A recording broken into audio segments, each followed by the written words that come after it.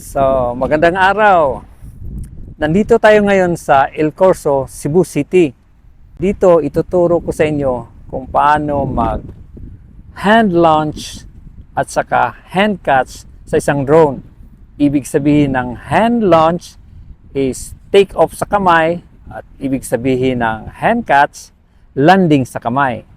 So, ba't ba natin gagawin to? Kasi, kailangan malaman mo to. Kasi pag pumunta ka ng isang area na masukal, walang area na pwedeng paglagyan ng landing pad para mag-take off, is gagawin mo sa kamay. So, yan guys. Let's go. Dalawang klase ang gagawin sa hand launch or hand take off is yung remote 2 sticks, i-pull mo down inside or i-press mo yung take off button. So, ang gawin natin, i-press natin ang take off button.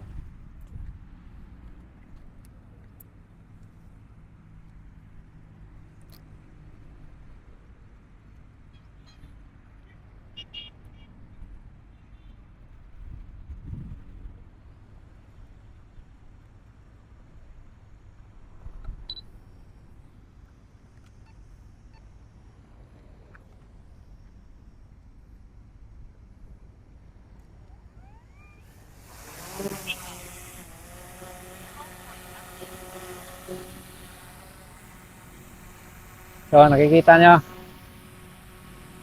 Ganun lang kadali ang mag hand launch. So, ilipad natin konti.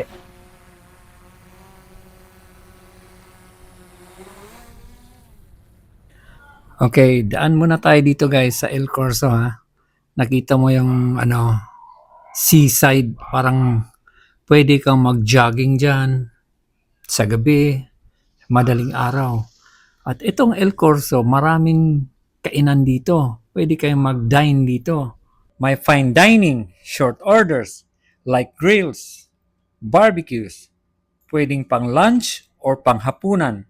Meron ding mall, coffee shops, at saka marami pang iba.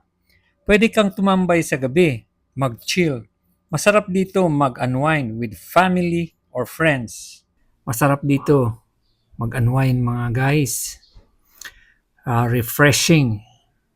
At saka nakakawala ng lungkot. So, eto po.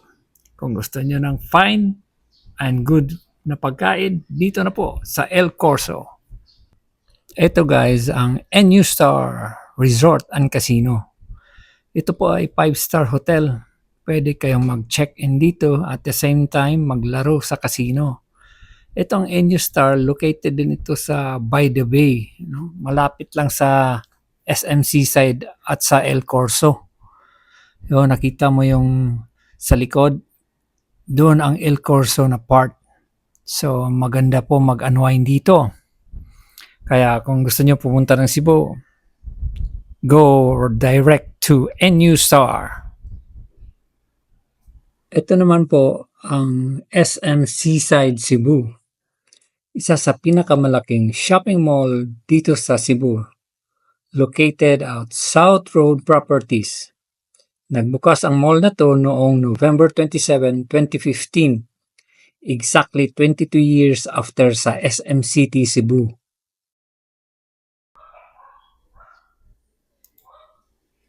So, in a while guys, maglaland na tayo. Daan muna tayo balik dito sa NU Star and then we're gonna land. So, makikita nyo kung paano natin gagawin yung paglalanding.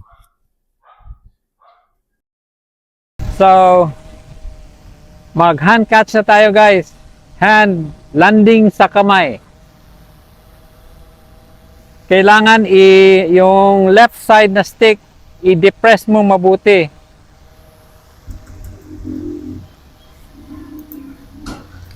So, hintayin natin guys. So, abangan mo pagbaba and then hawakan mo sa gilid para hindi siya mag-unbalance. So, hawakan mo Then, ayun. So, sana may natutunan kayo. Thank you.